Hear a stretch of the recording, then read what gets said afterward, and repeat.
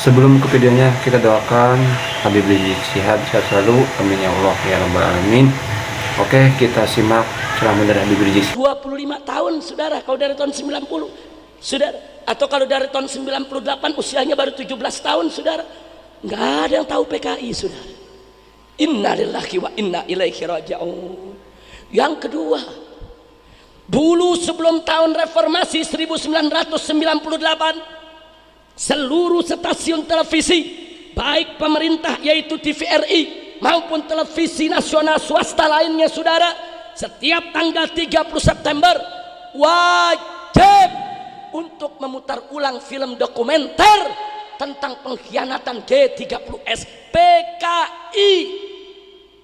Selalu diputar sehingga bangsa Indonesia dari kota sampai ke desa, dari gunung sampai ke lembah, sampai masuk ke pelosok-pelosok negeri, semuanya mereka tahu apa dan bagaimana biadabnya PKI saudara. Karena mereka nonton.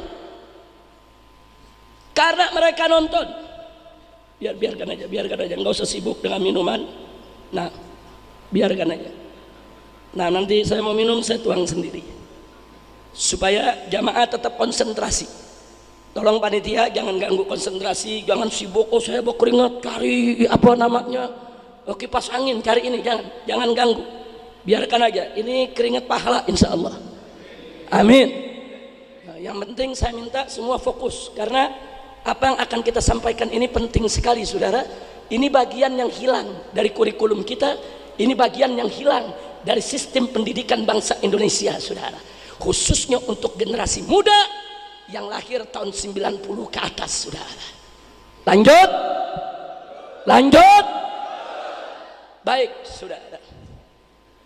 saudara, begitu reformasi tahun 1998 sampai hari ini tidak ada satupun stasiun televisi nasional baik negeri maupun swasta yang berani memutar kembali film dokumenter tentang pengkhianatan PKI. Tutup, mereka takut. Siapa itu orang yang bisa membuat TV ketakutan? Siapa itu orang yang bisa membuat saudara pemilik media ketakutan? Siapa itu yang bisa membuat televisi nggak berani memutar kembali film tersebut? Itu bukan orang kecil saudara. Kalau orang kecil nggak punya kekuatan, mana bisa dia bungkam TV saudara. Yang bisa membungkam TV adalah orang kuat secara politik, kuat secara ekonomi saudara. Dan ini bukan sembarangan saudara, membungkam televisi dari pengkhianatan PKI sehingga bangsa Indonesia dari Sabang sampai Merauke saudara lupa dengan kebiadaban PKI, sampai anak muda kita tidak tahu dengan kebiadaban PKI. Siapa itu yang mengkondisikan agar bangsa Indonesia lupa dengan kebiadaban PKI? Saudara, ini indikasi. Ini namanya indikasi, saudara. Ini merupakan korina, koroin, dilala bahwa di sana ada tangan-tangan yang sedang bermain untuk menghapuskan atau memutihkan, saudara, dosa-dosa PKI terhadap negara Republik ini. Ibadah Allah. Kita lanjutkan, saudara. Sebelum reformasi tahun 1998, setiap orang yang mau menjadi pejabat publik di Indonesia, baik eksekutif, legislatif maupun yudikatif, itu ada litsus saudara. Apa itu litsus? Penelitian khusus. Setiap calon wali kota, calon bupati, calon gubernur, calon menteri, calon anggota dewan, semua diperiksa. Ada keterkaitan apa dia dengan PKI? Bagaimana pertemanannya, bagaimana kekerabatannya, bagaimana kekeluargaannya, dan yang lebih penting bagaimana ideologinya saudara. Diperiksa satu persatu, diinterogasi, ditanya, diteliti, diperiksa, ditelusuri. Begitu teridentifikasi bahwa dia punya hubungan langsung ataupun tidak langsung dengan ideologi PKI, batal, tidak dilantik. Itu sebelum tahun 98 saudara. Tapi begitu reformasi 1998 Litsus dihapus. Enggak ada lagi Litsus, saudara. Litsus dihapus, saudara. Saudara, begitu Litsus dihapus, akhirnya kita lihat kader-kader PKI, anak-anak PKI, mereka masuk ke dewan, saudara. Mereka jadi wali kota, mereka jadi bupati, mereka jadi pejabat-pejabat publik. Fakta, saudara. Sampai ada anggota DPR RI, saudara, dari salah satu partai menjadi ketua komisi, saudara. Begitu berhasil dia masuk ke DPR, jadi ketua komisi, dia tulis sebuah buku dengan judul "Aku Bangga Jadi Anak PKI". Bukan fitnah, fakta. Enggak sampai di situ, dia bikin lagi satu buku dengan judul "Anak PKI Masuk Parlemen". Dia mau ledek umat Islam, dia mau ledek kiai, dia mau ledek pejuang-pejuang Islam. Hei, kalian memusuhi PKI, sekarang aku jadi anggota DPR, mau apa umat Islam?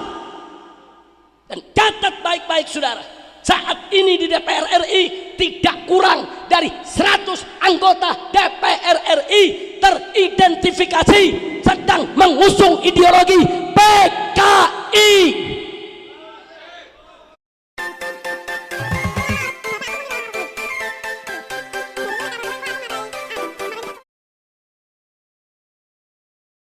Ala Nabi. Makanya kami sudah catat tuh 100 lebih nama-namanya, lengkap dengan alamatnya. Lo kok dicatat, Habib? Andai kata besok PKI khianat lagi, tinggal kita datengin potong atu-atu. Ya kita catat dulu dong alamatnya, saudara. Nah kalau kita nggak catat, besok nyarinya susah. Kira-kira jelas tidak? Karena mereka juga nyatet siapa nih musuh PKI. Oh, Habib Soleh, dicatat tuh, Be. Dicatat. Jadi kalau mereka besok bangkit, Habib Soleh nomor 1 dipotong. Kalau saya nggak masuk daftar, udah dipotong duluan. Takbir. Sallu ala Nabi. Itu namanya indikasi kebangkitan PKI, saudara. Enggak sampai di situ, saudara. Mari kita lanjutkan lagi, saudara. Beberapa produser film, sutradara film membuat film-film tertentu yang ingin menyentuh simpatik masyarakat untuk bisa menyintai PKI, saudara. Film sunyi, film senyap, saudara.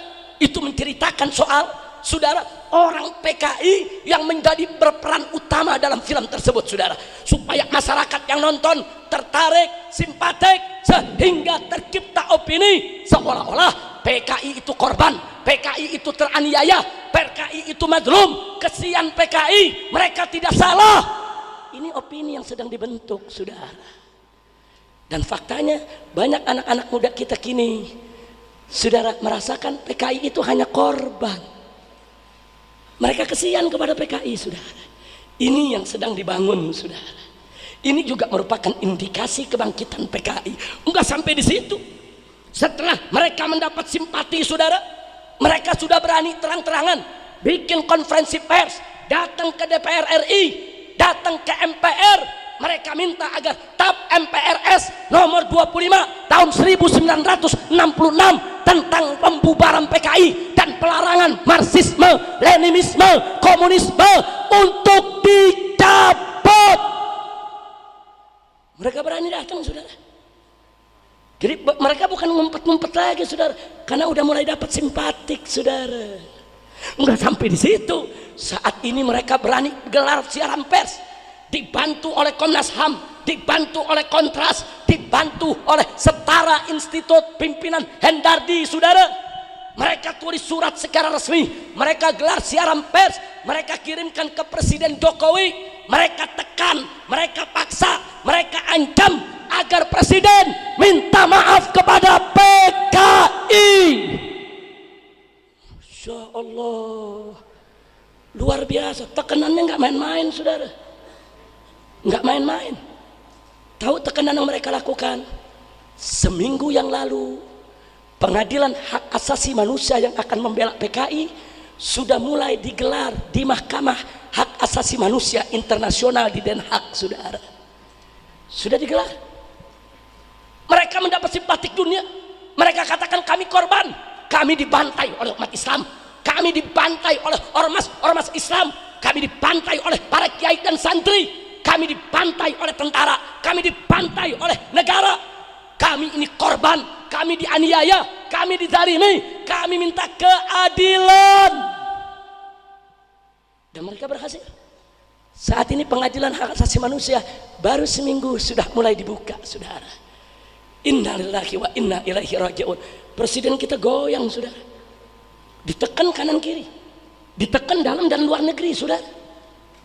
Makanya jangan kaget kenapa pada tanggal 16 Agustus seluruh ormas Islam di Jakarta, saudara, dari berbagai macam elemen, saudara, NU-nya, Muhammadiyahnya, saudara, MMI-nya, saudara, HTI-nya, FPI-nya, dari semua komponen, saudara, sampai Robitoh Alawiyahnya, Al-Irsadnya, rame-rame turun di Jakarta, saudara.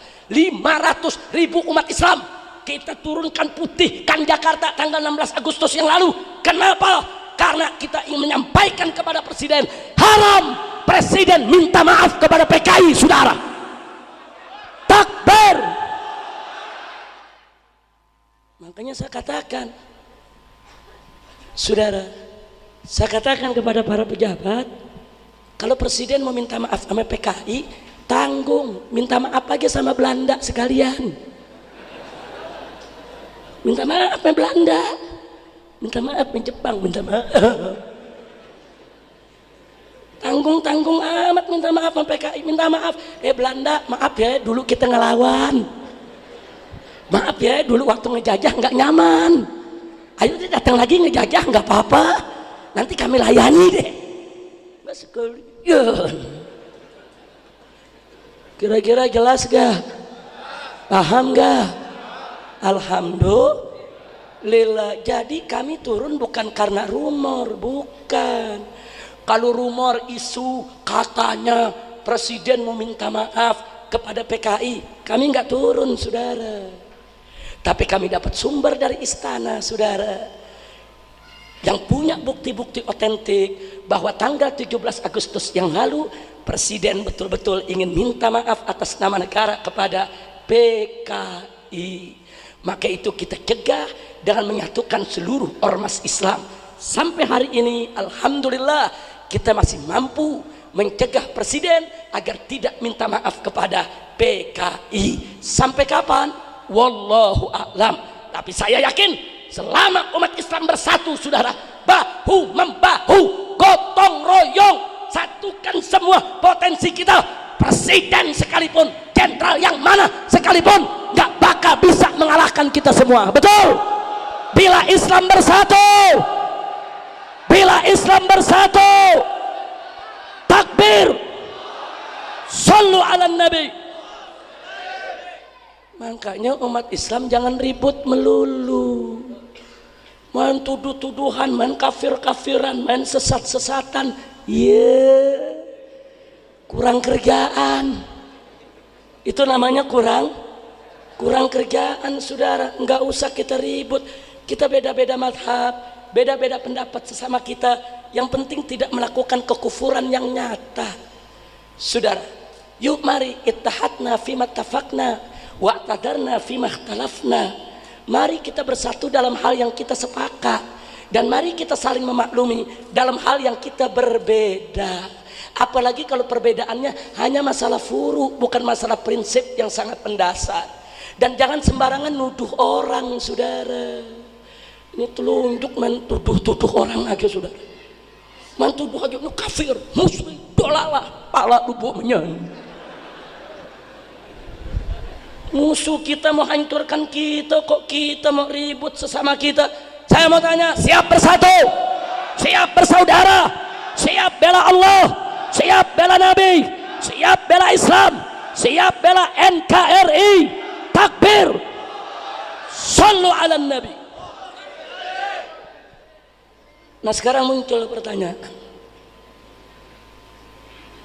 apakah betul Presiden tidak pantas minta maaf kepada PKI. Untuk menjawabnya, saya akan paparkan fakta sejarah dulu.